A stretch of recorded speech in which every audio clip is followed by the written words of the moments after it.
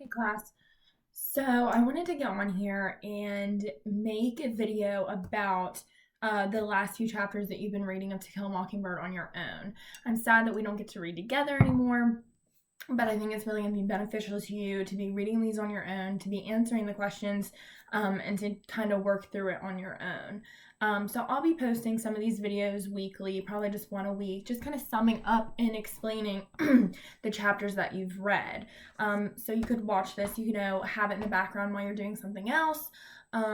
Or you're like, okay, I get it, I don't need to watch it, it's fine. But I do think that my videos will be beneficial to you in understanding the of what's happening and why, and kind of tying it together with different things that we've already read. So what I like to talk about, gosh, my phone. First of all, is the start of 13. Okay, so I'll kind of start with 13 and jump around and get to the trial because that's a big part that I wanted to talk about. So the start of 13, we see Aunt Alexandra come to stay, right? So the end of 12, a scout is like, I saw the worst thing sitting on the steps, and it was Aunt Alexandra. So she's coming to stay because Atticus is going to be so, oh gosh, I'm sorry about this hair. Atticus is going to be so involved with the case and with what's going on with his work that he's not really home a lot. And they do have Calpurnia, but she has her own family, she has her own house. She's there for work, but at the same time, she does still get to leave. And so she was staying with them, but it's just better if Aunt Alexandra comes, so they think. And what we see from Aunt Alexandra is how poorly she treats Scout. And we've seen that in the beginning. We see that when she's letting Francis, be mean to Scout and then fight, and then she takes Francis' side. We see it when she herself talks poorly about Atticus, her own brother, and his actions on taking on this case in the first place. She's calling him derogatory names, just like the rest of the town. And I mean, if you can't trust your own sibling, and we see that they're not super close, then you can't trust anyone, and so Atticus is really, I feel like everyone has this, oh, he's amazing, he's great, and he really is, but sometimes I think, well, I wonder how lonely he is, because he doesn't have this family dynamic where they're there for him besides the kids who, are kids, they're not going to understand everything, and he does have Calpurnia, and so he does mention as Calpurnia isn't really necessarily just working for them, but she's family. But at the same time, he has the whole town against him, and so we don't really, sadly, like even in the end of the book, we don't really get into how Atticus feels about what's going on. Not necessarily about what's going on, but about the family he has, about the friendships he's made, and how some of that is kind of lost with him taking on this case. So we see that Aunt Alexandra wants Scout to be a lady. And so what I wanted to talk about is, like, what does it mean to be a lady? And so that means how you dress, the diction you're using, the manners you have. And so she wants Scout to wear a dress. She wants her, to sip her tea, pinkies up, manners that you see in these movies and shows, and we're laughing and we're thinking, wow, they think they're so classy, but that's really how these women were supposed to be acting. And so not only, and Scout's just young, and so you'd think, wow, I can't believe that they would make her act a certain way, but they want these kids to be learning from the beginning. This is how you act, this is how you present yourself. And so she even brings ladies over, and she's wanting Scout to act that way. And so diction, meaning she needs to speak formally. She can't cuss, she can't be herself. And so if you can't be yourself, then who are you? And so Scout just hates that.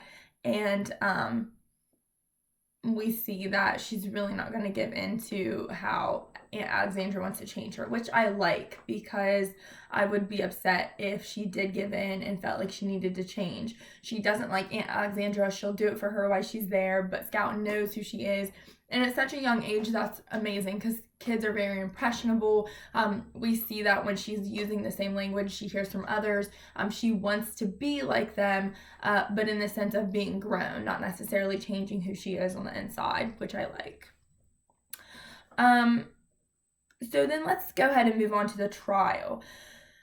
So in the testimonies, Heck Tate is the cop. Okay, so his testimony, maybe you saw this, but this is what I got, was very forward, very straightforward, very formal. This is what I saw, this is what I heard. They called and told me this, and I came, and so Heck Tate, I mean, he's doing his job. He's saying, this is what happened, this is what I see, and he's giving that information out for the jury to understand. He wants everyone to know what's going on, but he doesn't want to be swayed to one side because, I mean, he could be judged if he's trying to say that Tom was innocent, but at the same time, I feel like he knows that there's something fishy there with Mayella and Bob, just based on who they are. What's my computer? Okay. Oh gosh, it's just moving around.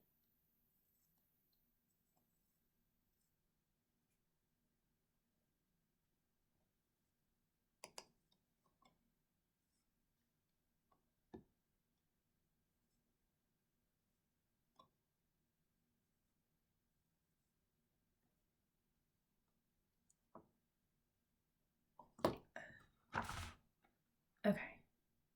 Sorry, I had something on the mouse. Okay. Technology issues. Anyway, so Heck Tate, like I said, very straightforward, very formal. So then let's pause at what the jury is. Okay, so the jury is made up of only white men. So women and people from any other race were not allowed to be on a jury at this time. Okay, until 1973, women in all 50 or in all the states were not allowed to sit on a jury. Which 1973, I mean, to us, we're like, wow, that's long ago, but really it's not. We have family members that were alive during 1973, and to think, our grandparents were not allowed to sit on a jury is just crazy to think about. And so with African Americans in the 1880s, when we see civil rights movement and we see all of that happening, there were fights against how they should be able to sit on juries. But even up until the 2000s, and I did some research, but I can't name certain ones, but you can if you wanted to. We see even in the 2000s, there are cases that people brought up where they've seen jury discrimination, where they saw an all-white man or all-white men jury. And so it's kind of taking it back to those, times where we're saying, okay, like history is repeating itself. Let's, we don't want that to happen. Because then we see a lot of bias in these cases, such as we are right here. So then we see that the African Americans are sitting in the balcony. And so the way that the courtroom is set up is that's where they sit. Well, they let Scout and Jem come sit up there because out of the respect that Atticus, is fighting for someone from their community, their family, their friend. And so the fact that Atticus is there for them and they know that the kids are also there for them, just as they had been in the church, so they feel comfortable with them, they allow them to sit with them. And really, Atticus doesn't know that they're there. He doesn't want them to be there, but Scout and Dill and Jem, they're very inquisitive. They're very, what's the word I'm looking for? They just nosy, maybe. They just want to be around. They want to know what's going on. And, they're also caring. They want to know what happens to Tom. They do know that community as well. They do know those people, and they want to make sure that their dad is safe, and they want to make sure that Tom and his family is safe as well.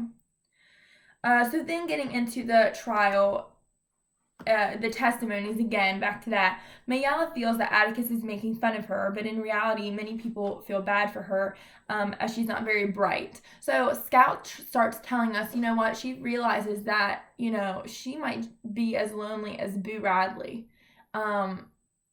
She's thinking, she's not very bright. She doesn't have any friends. She's 19. She is known to not be smart, right? We're thinking the Yules. They go the first day of school and they don't come back. That's what we heard in the first few chapters, when she goes to school and we see Burris Yule, who doesn't come to school. That's the same family, Bob, even the dad, he's not bright. Atticus makes that known when he writes his name, which seems mean. And so even Mayella feels like he's making fun of her. But really, he's treating her like a lady, and she is 19, she would be spoken to as an adult, and she's never been talked to that way. And so when he's saying miss and ma'am, she's like, don't you even make fun of me. And then when you see the way she's speaking in her dialogue, you can just tell that she is uneducated. And so she's raising her siblings. She doesn't have many friends. She doesn't, she has a family, but they're all younger. Her dad, obviously, we see that he's a nasty man. And so Atticus is seeing that something isn't adding up with her story. So she's saying that she asked him to come chop up the shipwright board, and he comes in, and then she said that he was beating her and holding her down and choking her. And so then when we see when it's Tom's turn, Atticus proves that he got his left arm caught in a cotton gin when he was younger. So when he stands up, the whole room's like, oh, he's crippled. And so his left arm just is shorter and kind of hangs there. He couldn't use it. And so we're kind of like, okay, well, how did he beat her? How did he hold her down? Because you're kind of thinking like choking and fighting, or holding her, there's different ways without one hand. It'd be kind of hard, which, yeah, he is a bigger man, while we see Mayella as being, a small young girl. But in the same time, I feel like there could be some room for her to fight back. But you never want to say, in a rape case that they are lying, because you want to get the full story and you want to be there for the victim. And I honestly think that Mayella in this is a victim. And yes, she is also telling, she's saying that this was Tom, but she is under the influence of her dad. And so the truth that Atticus is trying to show is that her father, Bob, is the one that really was beating her. And so they came up with this scheme because he doesn't want to get caught. And that's her dad, So sadly, when it's family, you want to be there for them. And so and she doesn't have anyone else. Like we said, she doesn't have friends. She's uneducated. She has to take care of her siblings. She knows if she doesn't have her dad, that she'll be the only one taking care of those kids. So, she goes along with this plan, but she's a victim herself. Tom's testimony, he accidentally says, I felt sorry for her. And so a lot of times I get questions from students saying like, well, why was everyone mad about that? That's kind of weird. And it is weird that people would feel like mad at him, that he said this.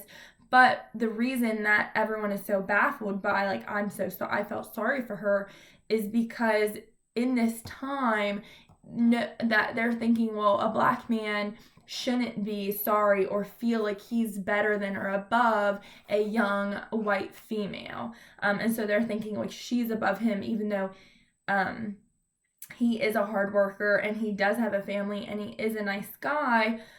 For him to say, I felt sorry for her, the crowd and the jury kind of takes that as him acting like he owes her something, which isn't the case. So one last thing in these chapters I wanted to mention, and this was part of your discussion question today, was about Dolphus Raymond.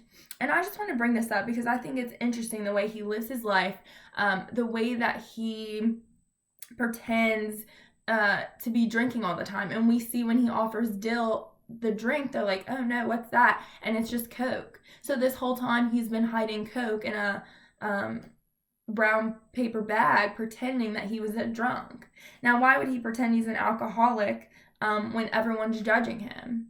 Well, the answer is because he feels like if he's drinking, people can't judge him for his actions. They say, oh, well, he's just drunk, he would never choose to live that way.